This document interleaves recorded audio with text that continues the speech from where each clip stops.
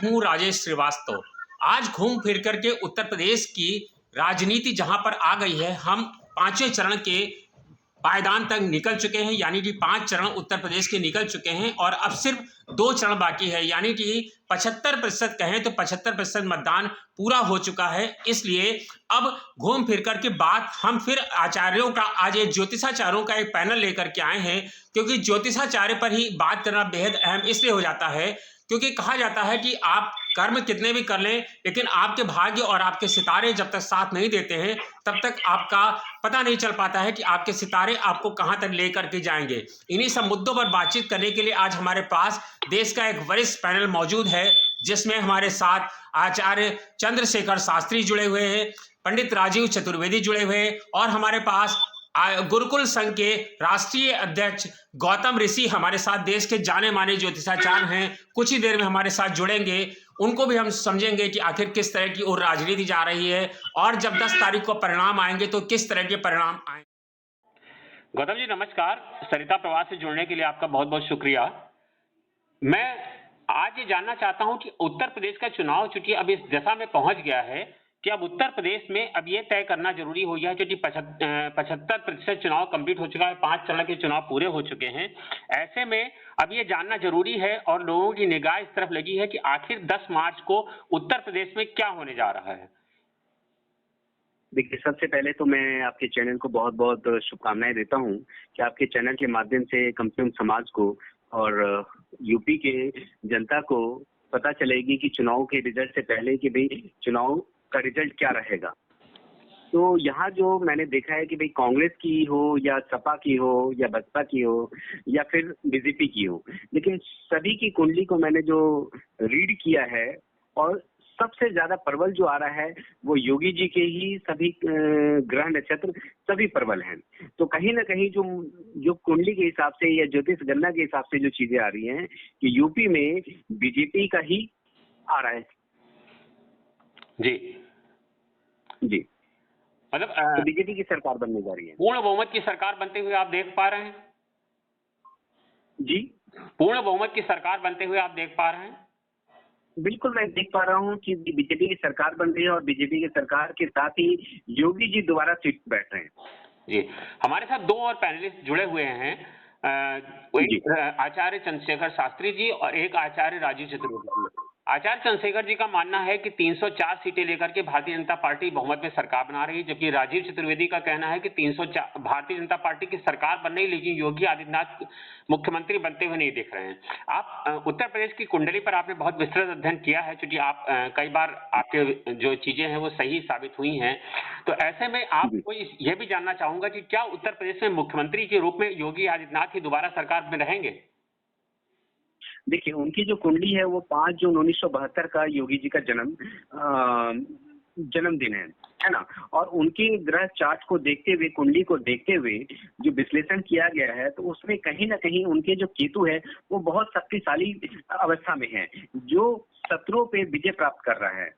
तो ऐसे में मैं कहूंगा कि बाकी औरों की जैसे मान लीजिए कि आपका प्रियंका गांधी जी का हो या मायावती जी का हो या अखिलेश यादव जी का हो, तो सभी की कुंडली बन तो अच्छी रही है, लेकिन सभी की कुंडली में कुछ ऐसे ग्रह नक्षत्र हैं कि जो अच्छी अवस्था में है। लेकिन योगी आदित्यनाथ जी की जो कुंडली है वो बहुत ही प्रबल है और 100% योगी आदित्यनाथ जी दोबारा मुख्यमंत्री बन रहे हैं। इसमें कोई संशय नहीं है?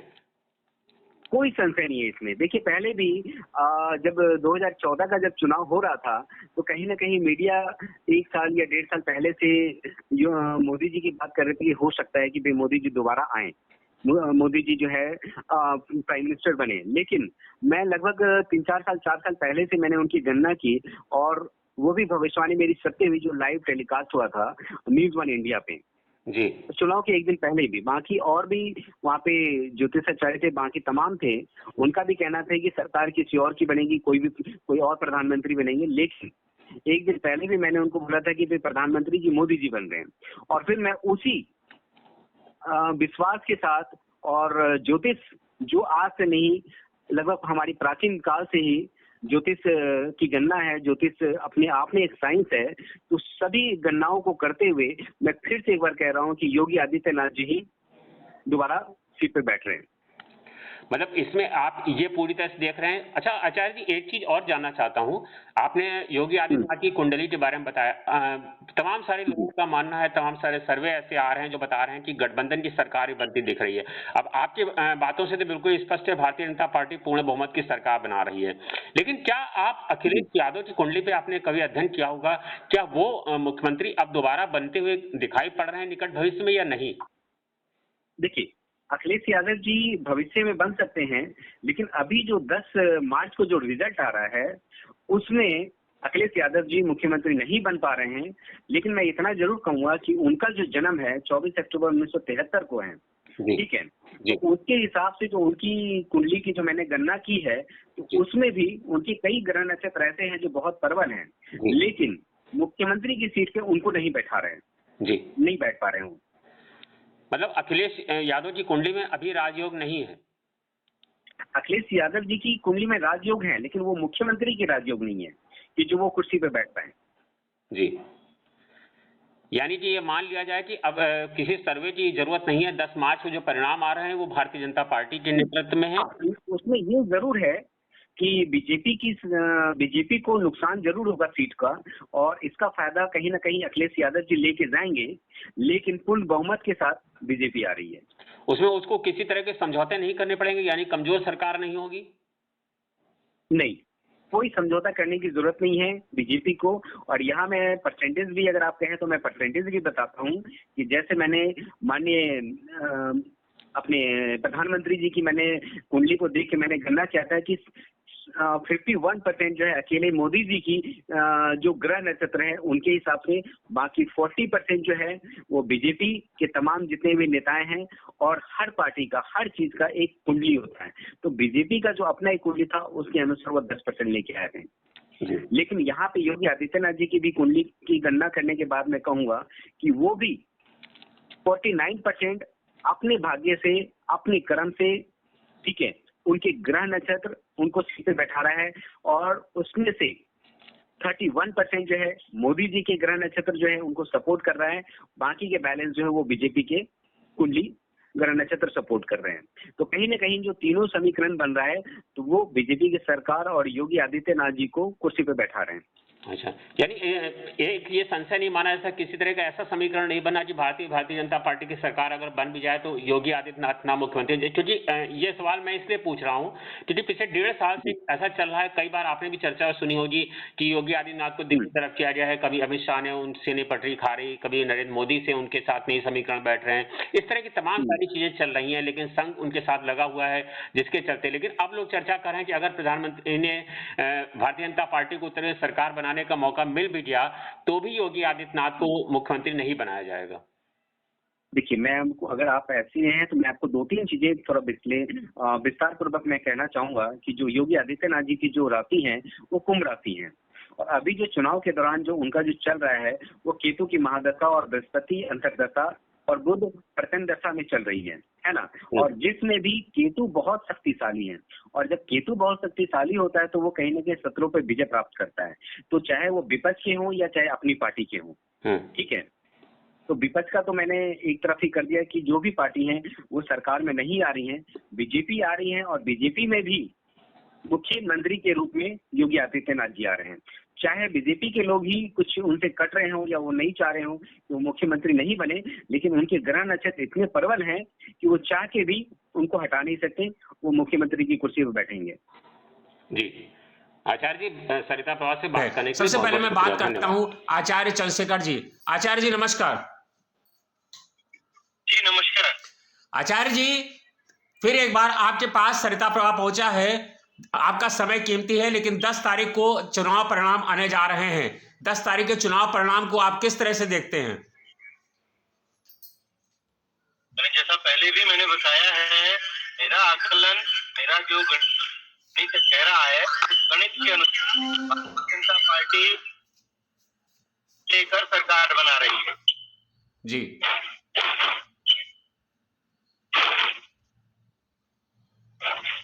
जी आचार्य जी बोलें। जी, भारतीय जनता पार्टी 304 सीट लेकर सरकार बना रही है और समाजवादी पार्टी 67 सीट प्राप्त करेगी। जी 67 जी और शेष बाकी सबका कैलकुलेशन धीरे धीरे थोड़ा थोड़ा अगर कहेंगे तो उस पर भी हम आपको वर्कआउट करके दे सकेंगे। जी अभी चूंकि इन्हीं दोनों का सामने सामने है तो इन्हीं दोनों की बात है। देश भर का मीडिया जो है वो इन्हीं दोनों की फाइट बता रहा है और बाकी किसी का कोई फाइट बता भी नहीं रहा है। ये ठीक है। 304 का जो आंकड़ा है वो किस लिहाज से आप बता रहे हैं? हाँ, 304 का जो आंकड़ा है उसमें ज्योतिष की 3 विधाओं का 4 विधाओं का प्रयोग किया गया है। पहले तो अंक ज्योतिष है, अंक ज्योतिष के अनुसार। दूसरा जो वैदिक ज्योतिष है उसमें वैदिक ज्योतिष में भारत की 1947 वाली कुंडली के अनुसार और उत्तर प्रदेश की उसी समय की कुंडली के अनुसार, ठीक है, और योगी जी की कुंडली के अनुसार ये हमारा गणित है। ये हम 304 सीट उन्हें देख पा रहे हैं कि 304 सीट वो लेकर आएंगे। पिछले चुनाव में भी हमने भारतीय जनता पार्टी का जब राष्ट्रीय चुनाव आवाज आने लगी आपकी। हमारी आवाज आ रही है? जी आचार्य जी आ रहे, बोलिए। हेलो। हाँ, केंद्र सरकार जब बनी थी 2019 में तो उस समय भी हमने 337 सीट हमने बताया था कि 337 सीट लेकर भारतीय जनता पार्टी सरकार बना रही है, मोदी जी प्रधानमंत्री हो रहे हैं। और 47 सीट हमने उस समय कहा था कांग्रेस लेकर आएगी। हमारा आकलन कैसा सिद्ध हुआ है, क्या हुआ है, ये आप स्वयं मीडिया से हैं तो आप ही लोग इसको समझ सकते हैं। अभी भी उसी तरह से हमने गणित किया है जिस विधि से उस समय किया था और वो गणित हमारा यही है कि 304 सीट लेकर भारतीय जनता पार्टी की सरकार बन रही है, योगी जी मुख्यमंत्री बन रहे हैं। 2024 वह समय होगा जब योगी जी राज्य की राजनीति छोड़कर केंद्र की राजनीति में पदार्पण करेंगे। 2024 में योगी जी बदलेंगे निश्चित रूप से, लेकिन अभी योगी जी मुख्यमंत्री बन रहे हैं। जी राजीव जी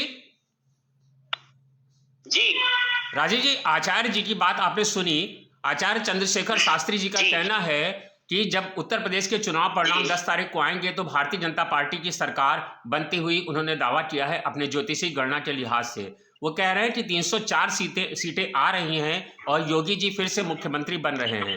इसको आप अपनी क्योंकि ज्योतिष का हर ज्योतिषाचार्य का गणना करने का अपना अलग अधिकार होता है, अपना अलग आधार होता है, वो उसको अपने अपनी विधि से समझता है। आप इसको किस ढंग से देखते हैं? सर्वप्रथम मैं आपको धन्यवाद देता हूं और आचार्य जी को, जो हमारे शास्त्री जी हैं, उनको सादर चरण स्पर्श। और हमारे साथ जो एक और आपका आशीर्वाद मेरे लिए ज्यादा महत्वपूर्ण है। आप मुझसे हमारे भाई हैं, उम्र में बड़े हैं, आप हमारे भाई हैं, बड़े हैं, आप मुझसे बहुत बड़े हैं, इसलिए मैं चाहूंगा कि आपके श्री चरणों का आशीर्वाद मुझे प्राप्त हो। जी धन्यवाद। देखिए, आचार्य जी की बातों से मैं सहमत हूँ और हमारे आचार्य जी ने जो कहा, क्योंकि आचार्य जी को अंक विज्ञान का भी जो आधार इनके पास है, क्योंकि वो अंक विज्ञान का बहुत ज्यादा जानकारी मुझे नहीं है, केवल मैं वैदिक ज्योतिष के आधार पे कुछ बातें कर सकता हूँ। इसके पहले भी राजेश जी, आपने जब आचार्य जी का इंटरव्यू लिया था तो उसमें आचार्य जी ने भी एक बात कही भी थी कि जो बाजार में कुंडली माननीय हमारे मुख्यमंत्री, उत्तर प्रदेश के वर्तमान मुख्यमंत्री माननीय योगी आदित्यनाथ जी की जो घूम रही है, अब चूंकि वास्तविक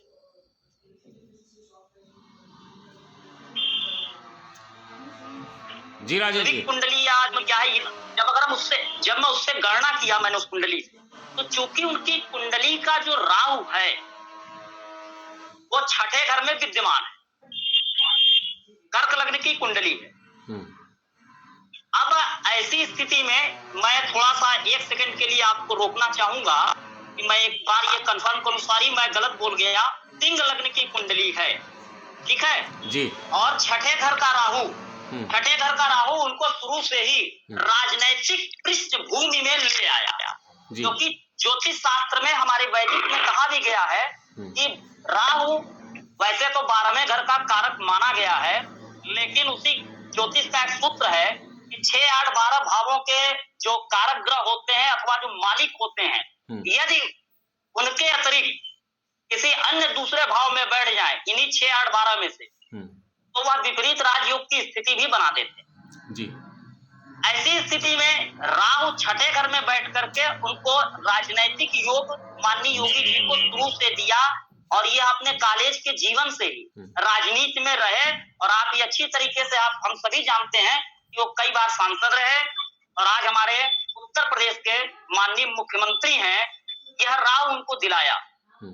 लेकिन जब 12 बजे के एक समय कुछ अन्य सूत्रों से ज्ञात हुआ था 10:54 का, लेकिन जब मैंने जो गूगल वगैरह पे जो समय दिया गया 12 बजे का, तो जब मैंने 10:54 और 12 बजे से एनालिसिस किया तो फरवरी 2017 में, वो अभी मिड फरवरी के बाद 2017 में जब हमने 12 बजे के समय से देखा तो पाए क्या हम कि वहां पे जो इनकी दशा लगी, जबकि उस समय 2017 में आप मीडिया से हैं, आपको ज्ञान होगा, इस बात का ज्ञात होगा कि उस समय कई लोगों की मुख्यमंत्री पद के लिए चर्चाएं उठी थी, जिसमें इस समय वर्तमान में जम्मू कश्मीर के हमारे राज्यपाल श्री मनोज सिन्हा जी, कहीं पे दिनेश शर्मा जी का भी नाम आया, कभी केशव प्रसाद मौर्य जी का भी नाम आया, इसी प्रकार अन्य भी नाम आए। लेकिन अचानक से सभी को पछाड़ते हुए, जबकि हमारे आदित्यनाथ जी का कहीं उस समय कोई नाम नहीं चल रहा था, लेकिन जो ज्योतिष में समय आया तो इस आधार पे हमने उसको 12 बजे से कैलकुलेट करके देखा कि नहीं ये सही हो सकता है।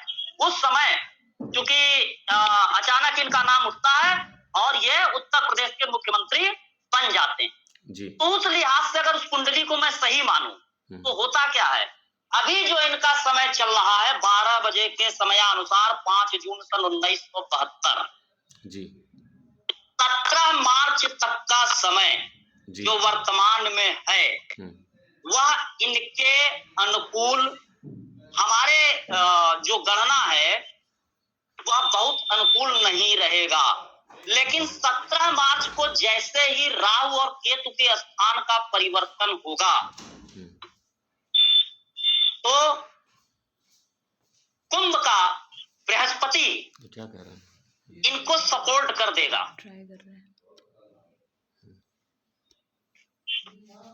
तो 17 मार्च तक का समय हम बहुत अनुकूल योगी जी के लिए नहीं देख पा रहे हैं।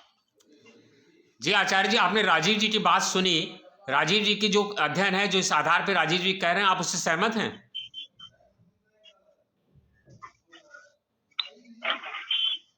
मैंने कहा ना, ज्योतिष की अनेक विधाएं हैं और जो 5 जून की कुंडली योगी जी की इंटरनेट पर उपलब्ध है वह उनकी वास्तविक जन्म कुंडली नहीं है, लेकिन राजीव जी ने उस पर बहुत श्रम किया है, बहुत मेहनत की है, वो सत्य के करीब है। लेकिन उसके अनुपात से जब हम देखते हैं तो थोड़ा सा मेरा मत अलग है, उनका मत अलग है, ठीक है। और सर्जिन तो वैसे ही राजनीतिक दलों का तय करने में तयगा, तो अगर 17 में उनकी भी मान लेता हूँ तो भी सरकार उन्हीं की आ रही है जी। अच्छा आचार्य जी, जैसे शपथ ग्रहण की बात चल रही है, कि शपथ ग्रहण में जो है बता रहे हैं जैसा कि 17 तारीख के बाद होगा, तो क्या ऐसा भी कुछ संभावना दिख रही है कि शपथ ग्रहण में समय लग सकता है? इसका मतलब एक ये अंदेशा जा रहा है कि सरकार का पूर्ण बहुमत आना या समीकरण जुटा पाने में भी कुछ खामियां हो सकती हैं, जिसके चलते समय लग सकता है। ऐसा भी कुछ दिख रहा है क्या आपको? देखिए, राजनीतिक चिंतन में बहुत सी चीजें हो सकती हैं कि वो समय बताया जाए कि भाई समीकरण गलत है या सही है, लेकिन ज्योतिष का समीकरण जो है वो राजनीतिक गणना से निर्भर नहीं करता है। तो राजनीतिक गणना भिन्न वस्तु है और जो ये हमारी गणना है, ये ज्योतिष की गणना है। और ज्योतिष की गणना जो है वो 17 तारीख के बाद की जो गणना है, कि जैसे आपने भी सुना कि उनके पक्ष में सरकार आ रही है, ठीक है। और दूसरा ये कि योगी जी पूर्ण बहुमत से सरकार बना रहे हैं। ऐसा नहीं है कि कहीं से किसी का मत का प्रयोग करना पड़ेगा या किसी को लेना पड़ेगा या किसी को जोड़ना पड़ेगा। उनका गठबंधन जैसा है वैसा ही वो जो है बहुमत में आ रहा है, पूर्ण बहुमत में आ रहा है, बहुमत से ज्यादा मत वो लेके आ रहे हैं, वो सरकार बनाएंगे, उसमें कोई खंड नहीं है। हाँ, लेकिन एक परिवर्तन 2024 में योगी जी को आ रहा है, भारतीय जनता पार्टी की कुंडली में आ रहा है और केंद्र में एक परिवर्तन आ रहा है। 2024 में योगी जी केंद्र की राजनीति में जाएंगे, ये हम आपको अभी बता रहे हैं। और उनकी कुंडली के अनुसार वो समय भी आएगा कि वे भाजपा के। जी सुन पा रहे हैं मुझे? जी सुन पा रहा हूँ। हेलो जी सुन पा रहा हूँ। हेलो, मुझे सुन पा रहे हैं? जी जी जी जी जी। कह रहे हैं उनका नेटवर्क नहीं पकड़ पा रहा है, वो दिल्ली से बाहर है, कह रहे फिर ट्राई कर रहा हूँ, मैंने पूरा फोन रिमूव किया। हेलो जी जी आचार्य जी बोलिए।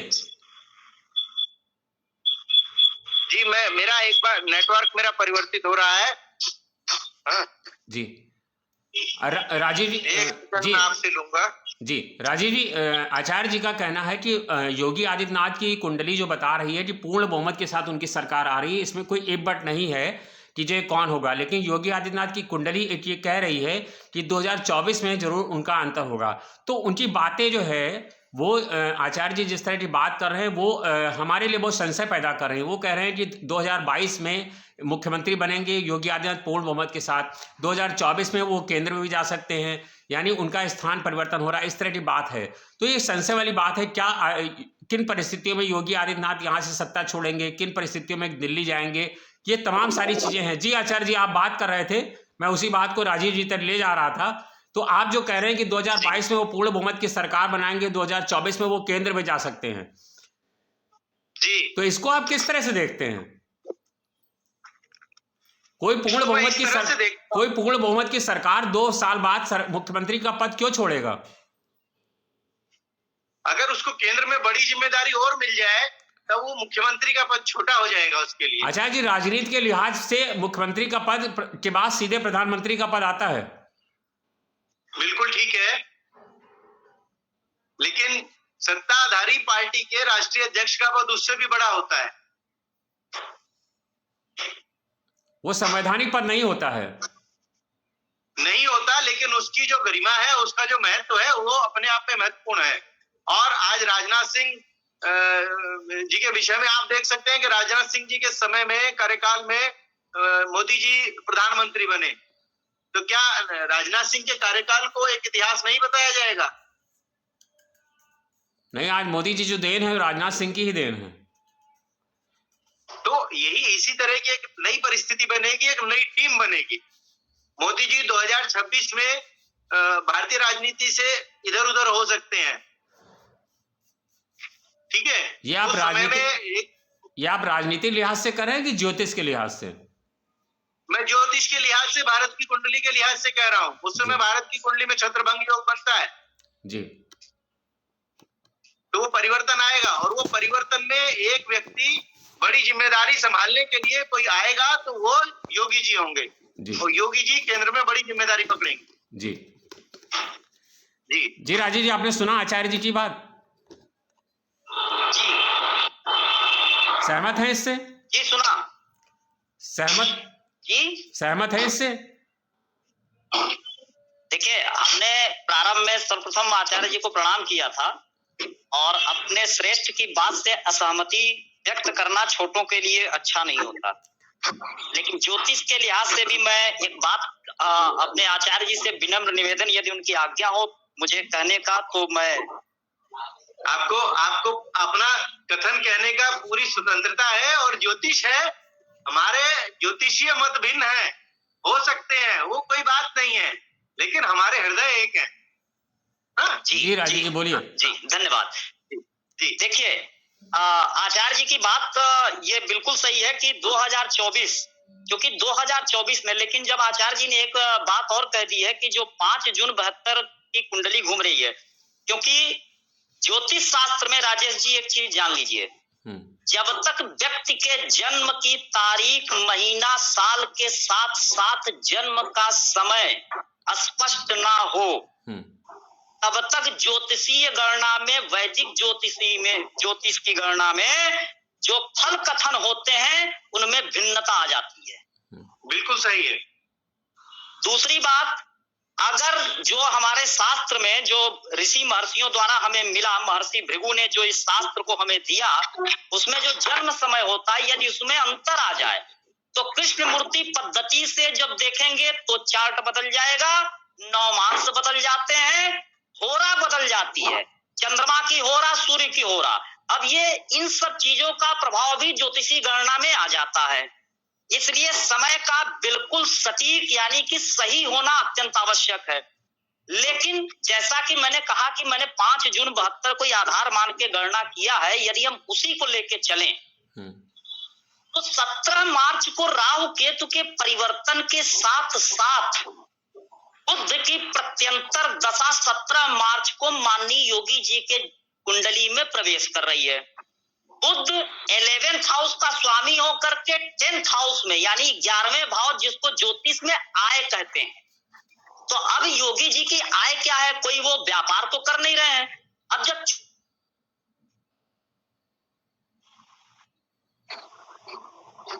जी राजीव जी चुनाव बोलिए। लड़ रहे हैं और बैठा कहाँ है? 6 मार्च को वो प्रत्यंतर में आ रहा है। आप मेरी बात सुन पा रहे हैं क्या? जी बोलिए बोलिए। हाँ, बीच में कट गई थी। हाँ, अच्छा, जी जी आचार्य जी। आचार्य जी, मैं ये कह रहा था कि 11वें भाव का मालिक होकर के बुध दशम में जी बैठा हुआ है और 11वां भाव जैसा कि आय का होता है। तो अब योगी जी की आय तो अब यही है भी ना भाई कि अब चुनाव लड़ रहे हैं तो कितनी सीटें, यही उनकी आय है, क्योंकि योगी जी के चेहरे पे ही उत्तर प्रदेश का चुनाव लड़ा जा रहा है। हमारे माननीय प्रधानमंत्री ने भी कह दिया है कि मुख्यमंत्री यही होंगे। और वो 10वें भाव में बैठा है जो कर्म और राज्य का है, क्योंकि केतु की महादशा में शनि की अंतरदशा में बुध का प्रत्यंतर आएगा 17 मार्च को, जब राहु और केतु भी बदल रहे हैं। परंतु 17 मार्च से पहले तो बुध के पहले शनि का ही प्रत्यंतर भी है। वह शनि बहुत अच्छा परिणाम, तभी मैंने कहा था कि 17 मार्च की एक हमने बात कही कि अगर 17 मार्च के बाद शपथ ग्रहण होता है तो नहीं तो अभी 17 मार्च तक थोड़ी सी कठिनाइयां हैं जो मुझे लगता है। और दूसरी बात जो हमारे आचार्य जी ने कही कि 2024 में, तो चूंकि 17 फरवरी 2024 को माननीय योगी जी की कुंडली में शुक्र की महादशा का प्रवेश हो रहा है, जो शुक्र 10वें भाव का लॉर्ड है। और 10वें भाव का लॉर्ड होने से, लेकिन हमारा मत यह है कि केंद्र की सत्ता जब शुक्र की महादशा में सूर्य की अंतरदशा सन 2027 में आएगी, क्योंकि सूर्य राज्य का सबसे बड़ा मालिक राजा सूर्य ही होता है। तो वह समय योगी जी के लिए अत्यंत महत्वपूर्ण समय होगा, जो इनको केंद्र की राजनीति में बड़ा पद यानी बड़े स्तर पे उठा सकता है। जी बहुत सही, ये बिल्कुल सही है आपका निर्णय, ये बिल्कुल सही है, क्योंकि 2026 में भारत गृह युद्ध देख चुका होगा। 2026 गृह युद्ध जैसी अवस्था लाएगा। आचार्य जी, आपने गृह युद्ध की बात की। आज हम थोड़ा सा एक इस सवाल को भी आपसे जानना चाहेंगे। दुनिया इस समय एक अलग जगह पर दौड़ रही है। दुनिया को आपने देखा है, इस समय दुनिया जो है एक तृतीय विश्व युद्ध की ओर बढ़ रही है, जिस तरह का समीकरण दिखाई पड़ रहा है। हालांकि ये मुद्दे से अलग हटके सवाल है, लेकिन आप लोग सब कुछ जानते हैं। तो भारत को आप कहाँ पाते हैं और क्या तृतीय विश्व युद्ध होगा, ऐसा कुछ दिखाई पड़ रहा है? देखिए, अब ये प्रश्न जो है आपका, इस प्रश्न को हम प्रश्न कुंडली पर ले लेते हैं। तो क्योंकि इसकी गणना के अनुसार हम बैठे नहीं हैं, इसलिए इसको हम आपकी प्रश्न कुंडली ले लेते हैं। ठीक है,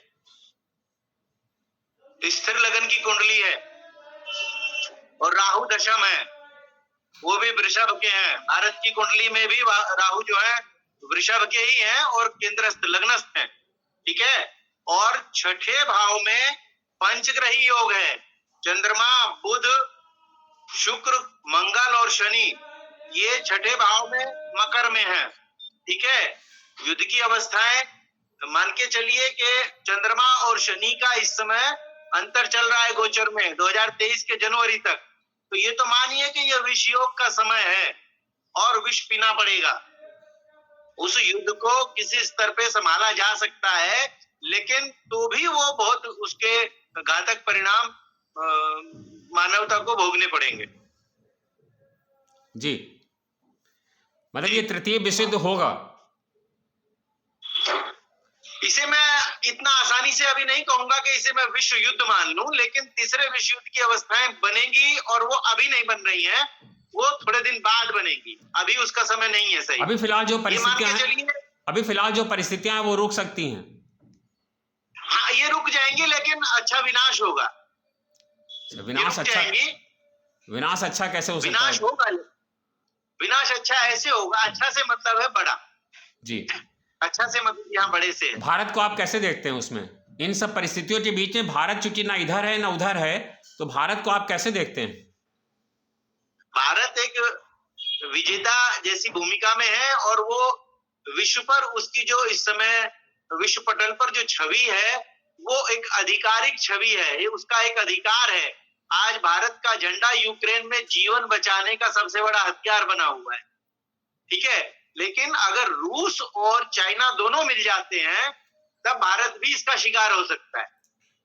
जी राजीव जी, इस युद्ध में भारत इस युद्ध में प्रत्यक्ष रूप से दोनों पक्षों को वो निभाने और दोनों पक्षों को संभालने की भूमिका में है। वह मध्यस्थता करने की स्थिति में है, भूमिका में भी है। लेकिन यदि चीन और रूस एक साथ उसमें हो जाते हैं तब ये भारत के लिए एक दुष्प्रभावी संधि होगी, अच्छा उसका प्रभाव अच्छा नहीं होगा। जी राजीव जी, ये क्वेश्चन थोड़ा सा, सवाल थोड़ा सा मुद्दों से हट के है। राजीव जी, आप मेरी बात सुन रहे हैं? राजीव जी, बिल्कुल सुना रहा हूं, मैं आपकी भी बात ध्यान रहा था। जी राजीव जी, मैं आपकी बात आप मेरी बात सुन पा रहे हैं ना? जी जी जी, मैं पूछ रहा हूँ, भारत का जो आप तृतीय विश्व युद्ध देख रहे हैं, क्या इसको आपको लग रहा है कि तृतीय विश्व युद्ध को दुनिया देखेगी? इन जो परिस्थितियां हैं इस समय रूस और यूक्रेन के बीच में, और इन सब परिस्थितियों में भारत को आप कहाँ पाते हैं? क्या जो भारत विश्व गुरु बनने का सपना देख रहा है, क्या या भारत उस लकीर पे आगे बढ़ रहा है, क्या उसमें सफल हो पाएगा? क्योंकि भारत की स्थिति बहुत असमंजस में है। भारत ना इधर है ना उधर है। भारत के लिए ये दोधारी तलवार पे चलने के समान है। आपने इस समय दो प्रश्न किया है, एक तो तृतीय विश्व युद्ध का, और दूसरा आपका प्रश्न है आ गया है तुरंत उसी के साथ ही साथ कि भारत विश्व गुरु जो बनना चाहता है उसको लेकर के। आचार्य जी की बात से मैंने बहुत कुछ सीखने को मिल रहा है मुझे अपने आचार्य जी से। मेरे पास सिखाने का कुछ काल आपकी, प्रभु ऐसा मत कहिए, मैंने आपसे प्रारंभ में कहा था आपके चरणों का आशीर्वाद मिले। नहीं, आप मेरे बराबर के भाई हैं। नहीं, ये कह के आप मुझे लज्जित कर रहे हैं। मैं चाहूंगा, मैं कह रहा हूँ आपसे कि आपके चरणों का आशीर्वाद मिले, यह मेरे लिए उत्तम होगा। आपका स्थान हृदय में है, छोटे भाई की तरह आपको हृदय में। जी राजीव जी, बताएं। जी, आचार्य जी ने जैसे कि प्रश्न कुंडली, तुरंत देखिए आपने जब प्रश्न किया था उस समय के प्रश्न कुंडली बनाई, स्थिर लग्न की कुंडली सिंह लग्न की आई है। आप देखिए जैसे ही आपका प्रश्न आया, यही हमारे ज्योतिष का एक विधान है कि प्रश्न के अनुसार ही कुंडली बना करके उसका उत्तर दे देना, अगर किसी की कुंडली नहीं है तो। अब आचार्य जी ने देखिए आपके प्रश्न पे जब कुंडली बनाई, स्थिर लग्न की कुंडली बनती है सिंह लग्न की, क्योंकि हम माननीय योगी आदित्यनाथ जी की कुंडली भी सिंह लग्न की ही लेके आए थे। और देखिए कितना बढ़िया हमारी प्रकृति का इस शास्त्र का संयोग है कि जिस व्यक्ति के लिए हम चर्चा कर रहे हैं उनकी सिंह लग्न, और आपने जब प्रश्न किया उस समय भी सिंह लग्न है। दूसरी बात, अब यहाँ पे जो राहु है वह चंद्रमा को देख रहा है प्रश्न कुंडली में, और 7वें घर में शुक्र बैठ करके उस लग्न को देख रहा, अर्थात महत्वाकांक्षा को बढ़ा दिया। अब आप देखिए यहाँ महत्वाकांक्षा बढ़ी, युद्ध का सबसे बड़ा कारण यही है। और यदि यह युद्ध 9 मार्च के पहले नहीं समाप्त हुआ तो तीसरे विश्व युद्ध की विश्व तैयारी कर ले। क्यों? क्योंकि जो ये परिवर्तन अब ग्रहों के जी राजीव जी होने वाले, आप मंगल देखिए अपने छठे में ही बैठे, 8वीं दृष्टि से प्रश्न कुंडली के लग्न को देख रहा है। मंगल आक्रामकता का प्रतीक है, ज्योतिष में उसको सेनापति कहा गया है। और इस समय रूस के राष्ट्रपति व्लादिमीर पुतिन जी जो हैं उनकी आक्रामक शैली को पूरा विश्व देख रहा है जी। यह मंगल और सूर्य मिलके दे रहे हैं। और अगर ये 9 मार्च के पहले नहीं बंद हुआ जी, और स्थान ग्रहों के बदले तो वहां राहु की चालाकी, कूटनीति उसमें समाहित हो जाएगी और तीसरे विश्व युद्ध की तरफ इस विश्व को ढकेल देगी। जी, यानी ये मान के चल रहे हैं कि तृतीय विश्व युद्ध। अब आपने, हाँ, आप कुछ कह रहे थे जी, भारत को स्थिति को आप उस पर कहां पाते हैं? हाँ, अब हम अपने भारतवर्ष की जब बात करते हैं तो भारतवर्ष की कुंडली भी स्थिर लग्न की है, वृक्ष लग्न की कुंडली है, ठीक है। इसमें हमारा देश जो भारत है, हमने आपसे क्या कहा था, राहु की कूटनीति। तो चूंकि लग्न में ही राहु का गोचर है और जन्म समय की स्थिति है जो भारतवर्ष की कुंडली का है, ठीक है।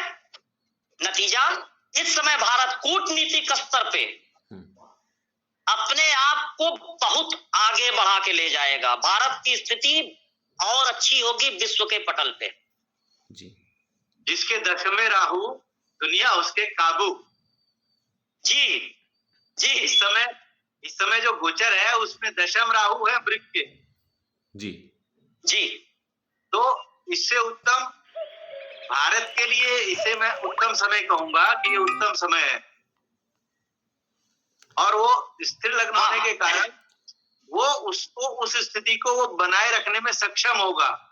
केवल एक स्थिति खराब होती है, ये जो पंचग्रही छठे में लगे हुए हैं ना जी, ये एक विनाशक योग बनाते हैं जी, और ये विनाशक योग बच सकता है तो केवल उसे राहु बचा सकता है। आचार्य जी, विनाश तो हो ही रहा है यूक्रेन में। हो रहा है, हमने कहा ना कि अच्छा खासा विनाश होगा, युद्ध रुक जाएगा में, लेकिन उससे पहले अच्छा खासा विनाश हो चुका होगा। जी, यानी दुनिया जो है एक अलग इसमें एक चीज मैं और अगर आप कहें तो मैं ऐड करना चाहूंगा कि जो स्थिति वर्तमान की चल रही है भारत के सापेक्ष में जब देखें तो चूंकि आचार्य जी ने जैसा कहा था कि अगर कहीं चाइना मिल गया, भारतवर्ष से, हमारे देश से पूर्व और दक्षिण पूर्व की जो दिशा होगी, आप मेरी बात सुन पा रहे हैं? जी, सुन रहा हूं, बोलिए। जी, पूर्व दिशा और दक्षिण पूर्व यानी आग्नेय कोण की दिशा जो होगी, अगर यहाँ के देश जो भी होंगे भारत से, वह तीसरे विश्व युद्ध के कारक बन सकते हैं। जी, मतलब जो परिस्थितियां निकल के आएंगी, अगर तीसरा विश्व युद्ध होता भी है तो जो परिस्थितियां निकल के आएंगी वो भारत के लिए बहुत मुश्किल, बड़ा वक्त नहीं होगा जैसा लोग आशंका जता रहे हैं, क्योंकि कह रहे हैं कि भारत के लिए जो स्थितियां हैं, भारत अगर रूस का साथ देता है तो भी उसके लिए मुसीबत है, और अगर यूक्रेन के साथ खड़ा होता है तो भी मुसीबत है। इस परिस्थितियों में लोग भारत के भविष्य को बहुत अच्छे ढंग से नहीं समझ रहे हैं आचार्य जी। तो देखिए, ये विश्व, इस समय जो है ना, विश्व योग की कुंडली का समय है। इस समय जो गोचर चल रहा है उसमें चंद्रमा में शनि का गोचर है जी, और ये 3 जनवरी 2023 तक है जी। तो ये विश्व का प्रभाव रहे, यानी पूरी दुनिया में उथल पुथल 2 जनवरी 2023 तक रहेगी। विश्व योग के सकारात्मक पक्ष ये है कि रासायनिक प्रक्रियाएं अगर सही रही तो बचाव रहेगा। रासायनिक उन्नत तकनीकी का प्रयोग अगर सही रहा तो बचाव हो जाएगा, और उसका भय रहा तो बचाव हो जाएगा। अगर ऐसा नहीं हुआ तो विश्व योग है, संसार को विष पीना पड़ेगा। जी, युद्ध भी विष जैसा ही होता है। जी, आचार्य जी बहुत बहुत शुक्रिया आप हमसे बात करने के लिए, धन्यवाद। राजीव जी नमस्कार, धन्यवाद। धन्यवाद। नमस्कार, धन्यवाद। आचार्य जी प्रणाम। प्रणाम भाई जी, प्रणाम।